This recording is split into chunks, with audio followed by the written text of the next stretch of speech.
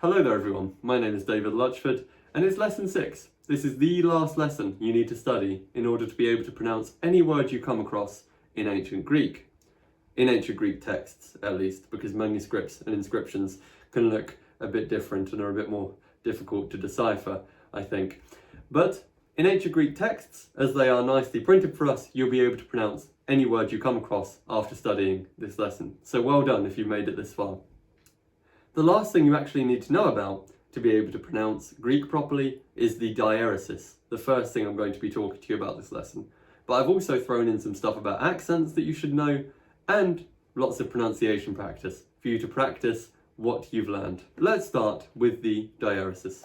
The diaeresis is a symbol consisting of two small dots that you will see above some vowels in ancient Greek. The diaeresis breaks up a diphthong, ensuring that the sounds are pronounced separately. So, for instance, you might see a diaeresis over iota in the combination alpha iota. That combination will usually be pronounced I, but since it has a diaeresis over the iota, the sounds must be pronounced separately. So it's I. Likewise, the second diphthong there would usually be pronounced A, as we know. But instead, you've got to pronounce the sound separately. So I. A.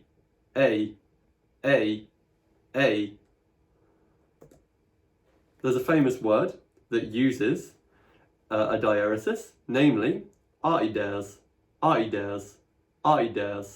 meaning Hades or the underworld. And that's all there is to it. That's all you need to know about the diaeresis. It breaks up a diphthong, so if you see a diaeresis, pronounce the two vowels completely separately. So I instead of I, or A instead of A. And likewise with the other diphthongs. If you see a diaeresis, pronounce the sounds separately. And that's it. You can pronounce any ancient Greek word you come across in an ancient Greek text. But there is some more you should know. You should know about accents. You will see two accents in your ancient Greek texts. The two accents you will come across in ancient Greek are the acute, which is like a little dash going up, and the grave, which is a dash going down. You can remember which is which because the grave is going to the grave, it's going down.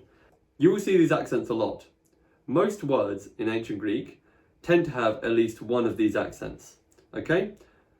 For instance, bios has it on the iota in its standard form, euner has it on the eta, thanatos has it on the alpha, the first alpha, and logos has it on the first omicron. However, the system of accents is incredibly complicated. Most people that study ancient Greek, I would say, do not learn the system of accentuation because it's very complicated and you do not need to learn it to be able to translate ancient Greek competently. There are only a couple of cases where it's at all useful to know about the accents. Other than that, they're really not that relevant to translation. And I will point out those cases to you when they occur. However, I myself have not learned accents in terms of the system because I do not think it's worth the time. Maybe I'll get around to it someday, okay? I know some Greek scholars think that for a comprehensive, full knowledge of Greek, you should learn the accents, but the vast majority of us don't, and you can translate Greek perfectly well, not having learned the accents. You might wonder what these accents are for. They were originally pitch accents, scholars believe, at any rate. The acute is meant to indicate a higher pitch and the grave a lower pitch for the different vowels that they appear on. So if a vowel has an acute, then it's meant to be pronounced with a higher pitch. If it has a grave, then it's meant to be pronounced with a lower pitch.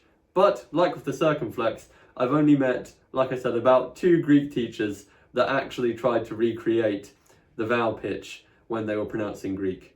Most of us disregard the acute, grave and circumflex with regard to pronouncing Greek in terms of the vowel pitch. But remember, the circumflex is useful for knowing the length of vowels, because if a vowel has a circumflex, it must be long. So having said that about accents, you don't need to learn them, but it's good to know about them because you will see them all over your ancient Greek text.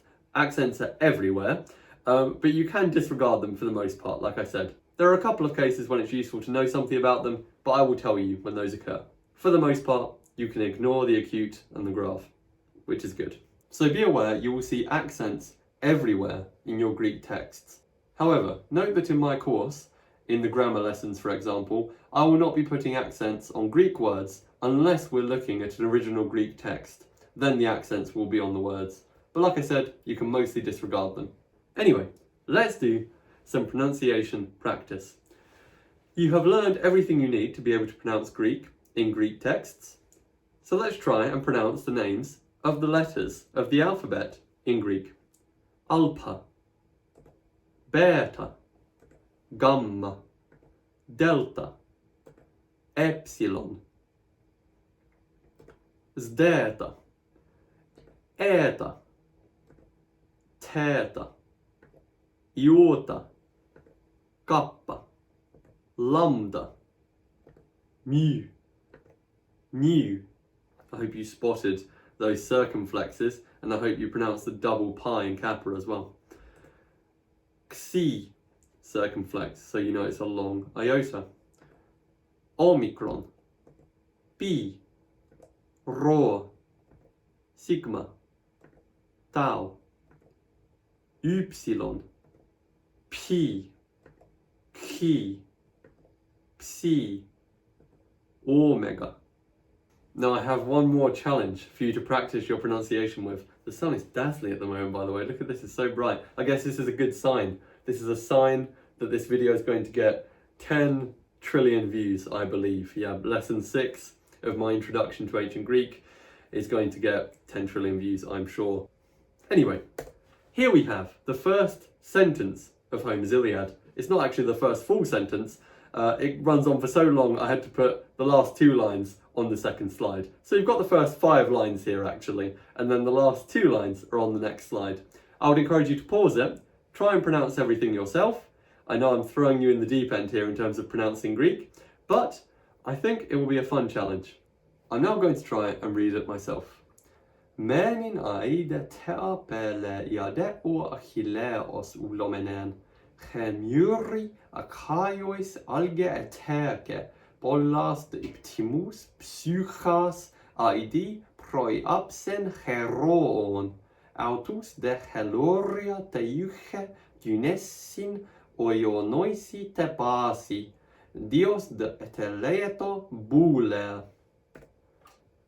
Last 2 lines.